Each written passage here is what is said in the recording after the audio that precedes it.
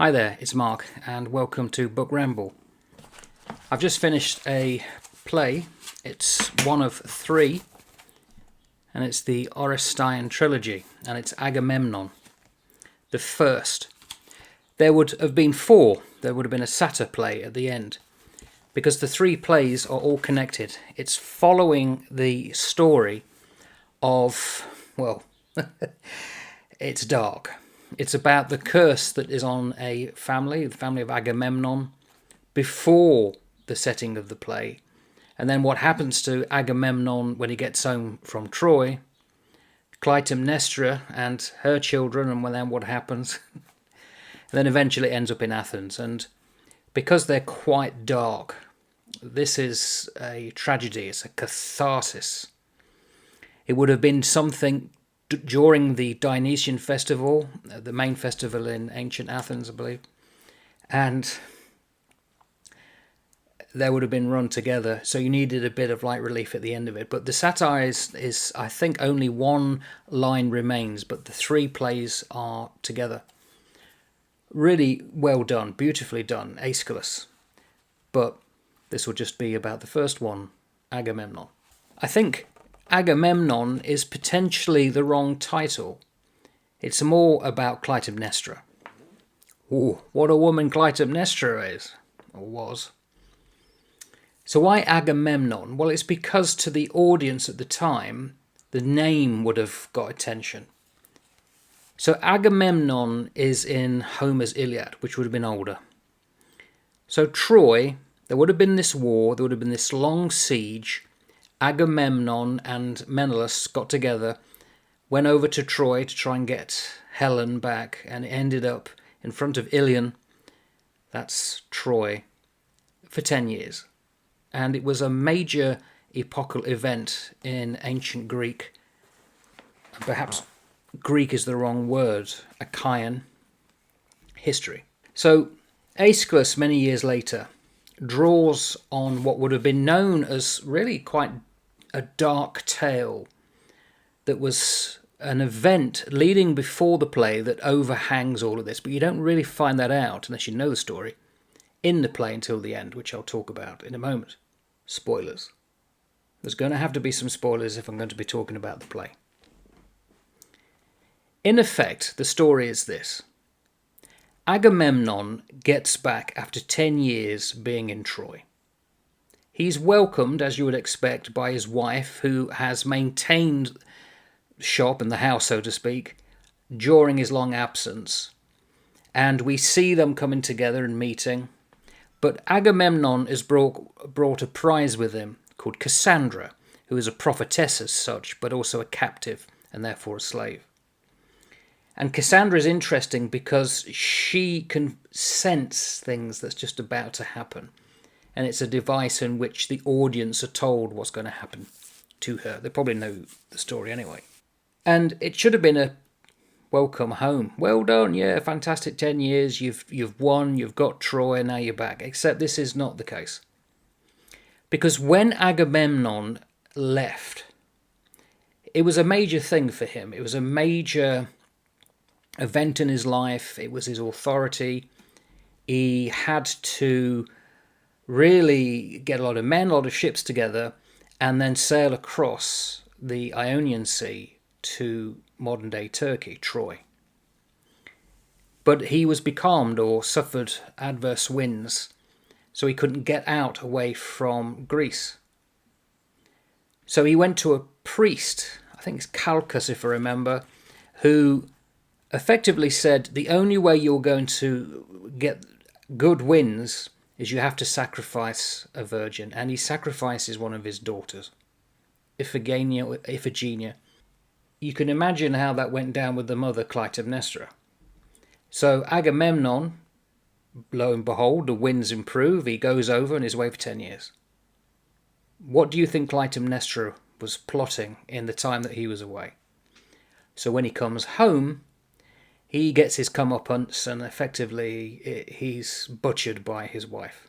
And then right at the end, Clytemnestra, she speaks to the audience by way of what's called the chorus, explains why she did it, And then we are introduced to a character who is quite integral, but he's hardly in it. It's Aeschylus. If I remember correctly, he comes more into the second play. And he is the lover of Clytemnestra. And he said he planned all of this because he wanted revenge as well. So it's about revenge.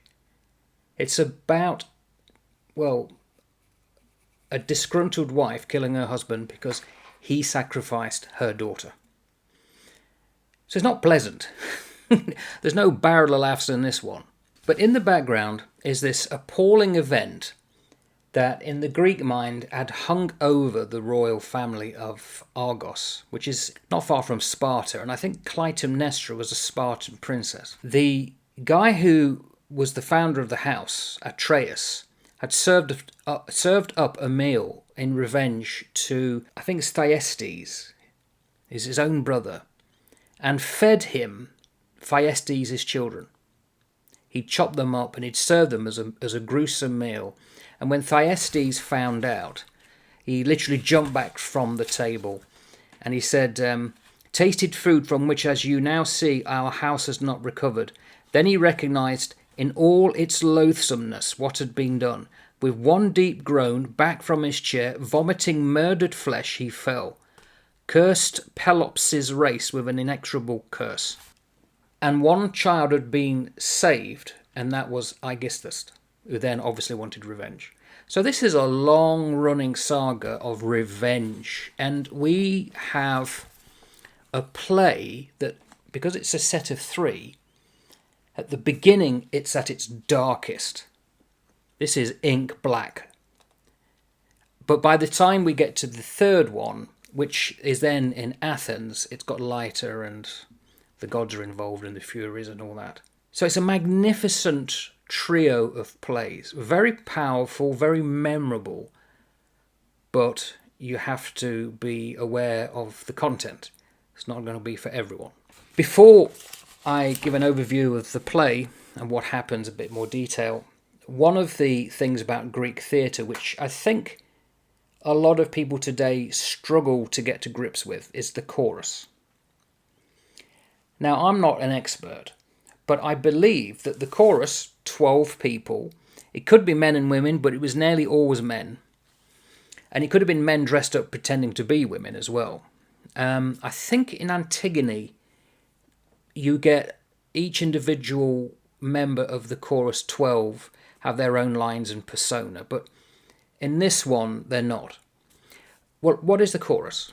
The chorus represents the audience. So the chorus will be info dumping. It will be giving information. It will be the pulse of the people if they were in the play and they could ask a question or lay out how they feel. And they're very integral to the play because when they arrive, they're not just talking. I mean, when you read the play today, so the chorus here, and it says, well, I was wrong, I own it, old and ready to learn. You would normally read it as that's one person, but they would have potentially been saying it all together. And on some of the long pieces of the chorus, they may have had one or two people having a line each, so to speak. They would have traditionally worn masks, but they would also have done music, they would have done dance. The play itself would have been quite static when the individual players like Clytemnestra and Agamemnon and Cassandra come and have their lines. They're not really moving much. But the chorus could be moving and swaying. They'll have big interludes where they're talking, setting up the scene, what's happening. So they really are the rhythm and the heart of each of the plays. And the Greek audience would have been aware of what they're all about, and it's part of their culture. But today, it seems, I can see why a lot of people would think, what is this? Especially, there was a Peter Hall production in the 1980s, which you can see on YouTube, and all of the people are males, and the chorus, and they got the masks on. So it's quite impersonal. The mask would have been beautiful, but from a distance, potentially difficult to see. But they would have stock things about them, and, smiles or grimaces, or what we would sort of call a grimace. So it's a very unique thing to have, but a very important one.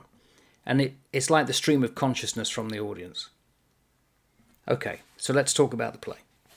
If we consider that two of the main characters, apart from the chorus with lines, are two women, and they are diametrically opposed. Clytemnestra is the one who's very imperious and distant, and obviously plotting revenge. Cassandra is the prophetess who is a bit more intuitive and emotional. So you've got like chalk and cheese, really, two women. They're going to come into the play, and they're almost like juxtaposed against each other.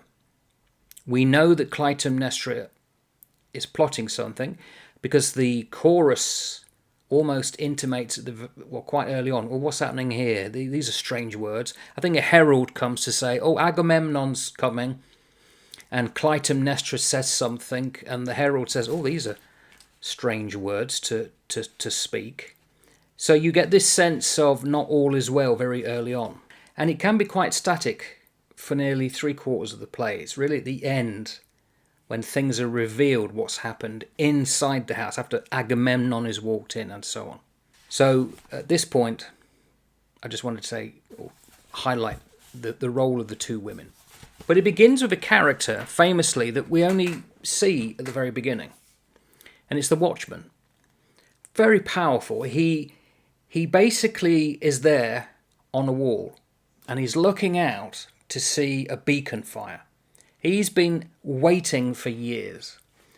And he says here, 12 full months now, night after night, dog-like I lie here, keeping guard from this high roof on Atreus' palace. So it would have been very high up, the highest point of the play. The nightly conference of stars, resplendent rulers, bringing heat and cold in turn, studding the sky with beauty. I know them all and watch them. But what he's really looking for is a light, a beacon to say that Troy has fallen, Ilion has fallen, and effectively they've won. It's like a victory light. But it's this sense of, even when you're reading it today, and I don't know why it is, I've seen some videos regarding the Watchman in ancient Greek, which I have no idea what's being said. And interestingly, the ancient Greek style, the pronunciation and delivery is much different to if it's done in English. And the English versions, depending on the accent, it has different kind of meter to it, a different sensibility to the words, a different way it's delivered. So if you understand that, depending on who's playing Hamlet, like if you see Laurence Olivier deliver Hamlet opposed to, say, Andrew Scott. So Laurence Olivier is much more to be or not to be. But Andrew Scott's going to be or not to be. It's the different delivery. So it changes it. So I've heard The Watchman with a northern accent, as in England. It just gives a different feel to it. But anyway, he's there, and he's really setting the scene that they've been waiting a long time, when it's going to happen, and then suddenly he sees the beacon light, and then we know that things are about to change. Everyone has been like waited breath. Are we going to get the news about that Troy has fallen? Finally it comes. And he almost, if you follow closely, he says to the audience, not everything here is good. Because he says, I walk about, lie down, but no dreams visit me. Sleep's enemy, fear, stands guard beside me, to forbid my eyes one instant's closing. If I sing some tune, since music's the one cure prescribed for heart sickness, why, then I weep to think how changed this house is now from splendour of old days, ruled by its rightful lord, that's Agamemnon. So what it's saying is that since Agamemnon has gone away, the rightful lord, the woman in charge, Clytemnestra, it's not been the same. not everything is well, and of course, we know why. Then the watchman sees the beacon light, and then effectively we really begin the play. The chorus comes in, and like I said, the chorus often info dumps. So the first thing that the chorus ever says, and they would have walked in great procession, 12 of them, very striking to see them on the stage. I mean, you imagine 12 people lined up in front of you.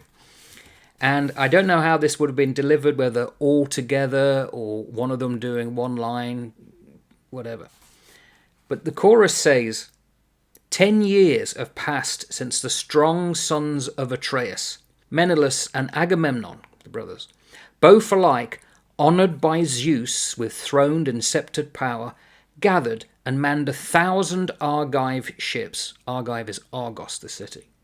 And with the youth of Hellas under arms, Hellas being the Greeks, sailed from these ports to settle scores with Priam. Priam being the king of Troy. So that's what they do. They come in and they tell the audience, well, what's happening? Because unless you knew that this was set at the time of Clytemnestra, you don't know who this watchman is or what it's about. There's also here, very early on, some lovely rhyming in English, which I'm sure would not be the case in ancient Greek. So this is the translator getting as close as possible, but no doubt slightly altering things to rhyme. It was translated by Philip Vellacott.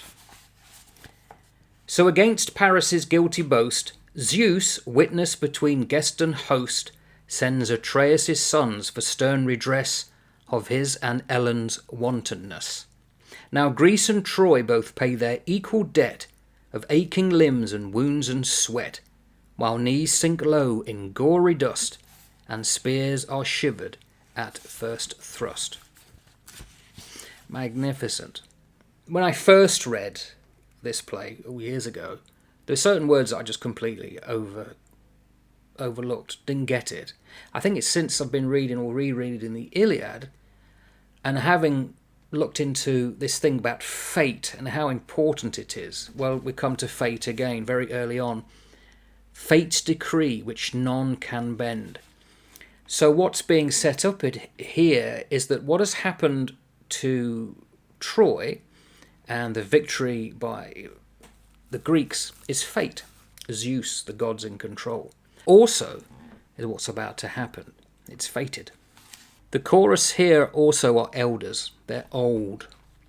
They're shrunken hams. They're withered. We were too old to take our share, the chorus says. With those who join the army then, we lean on sticks in strength, not men, but children. So they left us here, in weakness, youth, and age are one. So I could imagine that this chorus would have moved slowly, and as like old men, this ponderous swaying, and it would have been lovely to see. So Clytemnestra, she's a bit of a character. She is, or she would come across as being slightly above the chorus on the steps to Atreus' palace, where when she kills Agamemnon behind a closed door or a curtain, but she would have looked down. And in fact, the Peter Hall play of the early 80s, one of the actors, a man of course, with the mask and like a red dress, is there like this. And it's almost like very Victorian melodrama, looking down on the chorus and the audience, and that would have been Clytemnestra. I would imagine now she would have been a bit more that kind of thing. And it certainly comes over when you read her words and how she's putting it. And I think because I know what she's about, I can't help thinking she's very much similar to Game of Thrones. Cersei. Imagine her as Clytemnestra. Let's put this into context. Cersei would probably have been modelled on Clytemnestra. The play is set up. We know that Agamemnon has scored a victory, and eventually he arrives, and the chorus tells us about the fact that Calchas the priest, the only remedy that he could foresee about, so that when Agamemnon initially left the port of Argos, to get to Troy, he had to do that barbaric act against his own daughter. And the chorus effectively say what's about to happen in hidden words. They say, "But this I know, what Calchas prophesies will be fulfilled. The scale of justice falls in equity. The killer will be killed." Agamemnon will be killed. There's a connection between the ships not sailing and sin. So it says here, "If the fleet sails free from the taint of sin, the gods may grant them safely to retrace their outward course, those whom no wakeful anger of the forgotten dead waits to surprise with vengeance." So, if ever the ships couldn't sail, some sin must have been committed. I'd never picked that up before in the first reading. And I'm assuming it may link to that terrible, barbarous act of serving up children as a meal, cut up. And in the play, it says the hands and the feet were hidden below the chopped up flesh of the children. So, blimey. Yeah, the ancient Greeks, eh? About halfway through, just before Agamemnon arrives, the chorus has a very long set of words. It's almost 4 pages worth. So this would have taken a long time to put across to the audience. But there's a key part right towards the end where it says, "God marks that man with watchful eyes who counts his killed by companies. And when his luck, his proud success, forgets the law of righteousness, then the dark furies launch at length a counterblow to crush his strength and cloud his brightness, till the dim pit of oblivion swallows him. In fame unmeasured, praise too high, lies danger. God's sharp lightnings fly to stagger mountains." That's a warning to Agamemnon. And it's put out there as that everything we do, we've got to be careful from the Greek perspective of old, of the gods. Sin is obviously a theme because it comes up a second time.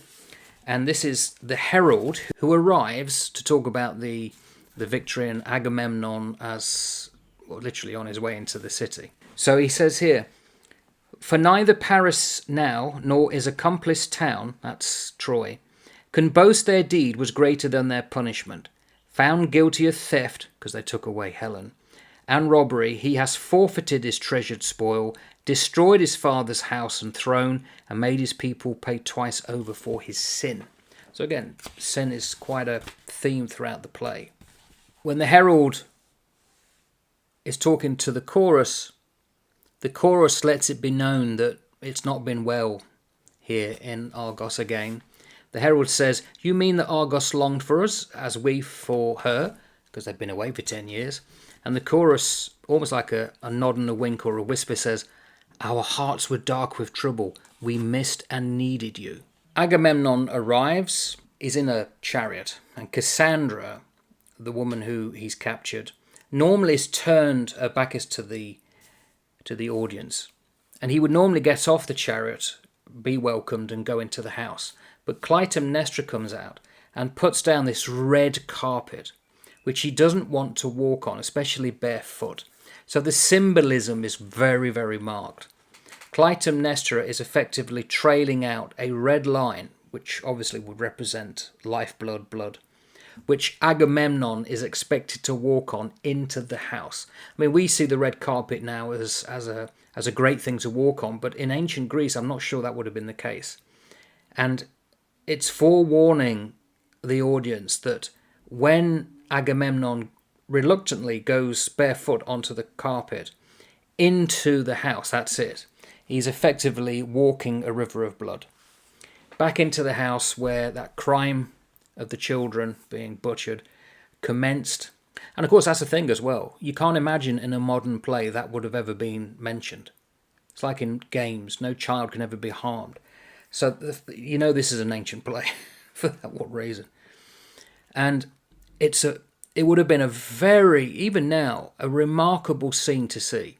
Bright red, because the clothing would have been quite austere, plain, probably white, some black. And then suddenly this red line down from the house, down the steps. Amazing. And he goes in, quite unaware. The door closes, and then Cassandra is left out, and it's her turn to speak, and she prophesies that it's going to be her doom, and she is correct, and that effectively, well, actually, she accepts it at the end. She knows that fate, that theme of fate, cannot be argued against. Therefore, she goes through almost like this. Is it the 5 or the 7 stages of grieving, bereavement? And then she goes through the unhappiness and the anger. Then eventually she accepts it and walks into the house. And we know that that's going to be her death. And that's what happens. And at the end, the doors open and we see her entwined with Agamemnon and Clytemnestra standing there. Then Aeschylus comes out and blah, blah, blah. Clytemnestra has a final piece to say to the audience via the chorus. And the chorus goes about how can you do this, and how could you stand at his grave and mourn once you've killed him, and stuff like that. Very powerful words are spoken. She doesn't try to hide the fact that she has committed or butchered her husband. But Aegisthus effectively says, now we're in charge and you lot are going to suffer unless you do as we told. And he's even prepared to attack the chorus. But Clytemnestra says, no, stop. Enough blood has been shed as it is. And you just get this sense that what's about to happen, and of course the ending is sudden, because there then follows the second play, the libation bearers, which is, I think it's koiphori in Greek, and I've probably butchered that pronunciation. And she has the last words. She says, pay no heed to this currish howling, that's the chorus.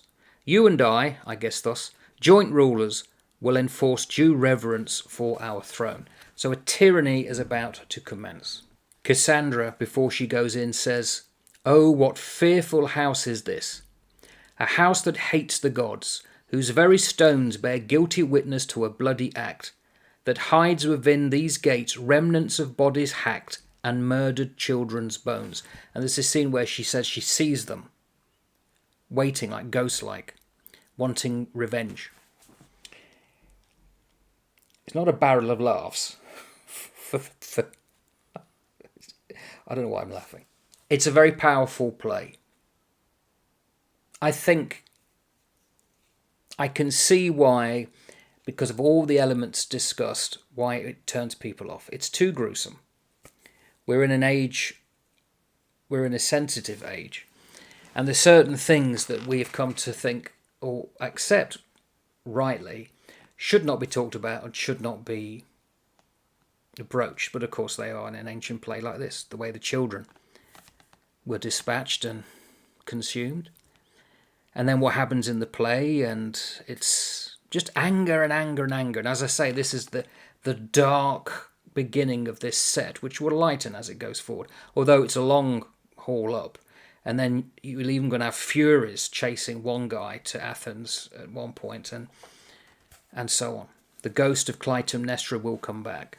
The Greeks were very much into this. Like I say, it's a catharsis, it's getting out. Talking about an ancient curse or a story that gripped their attention.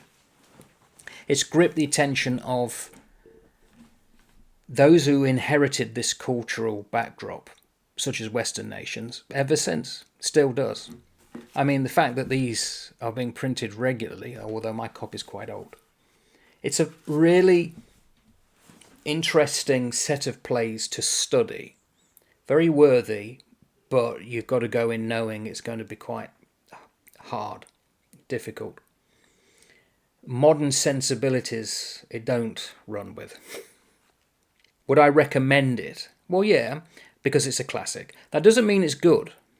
I personally think it's a very good play. It's not the best, I think, that we have of all the ones that have survived, and the classics are classics because they survived. This survived because there would have been multiple copies made in various places around the Mediterranean shore. So that despite neglect, deliberate destruction, moulding, we had enough that survived that we can collate them together and have this body of stuff from ancient Greece. It's it's a fascinating insight into the mind of the ancient Greeks, that when you look at their vases, don't quite look human. There's an alienness to that culture, that we take on board their ideas of democracy and the laws and so on, philosophy, but really they're very different as a culture. And this is very much part of the background or the mindset of the ancient Greeks who venerated such plays as this. So yeah, Aeschylus, the Agamemnon, which I maintain probably should have been called Clytemnestra, but there you go. I'll do another one sometime down the road. It'll be the second one. Until then, ta-ta for now.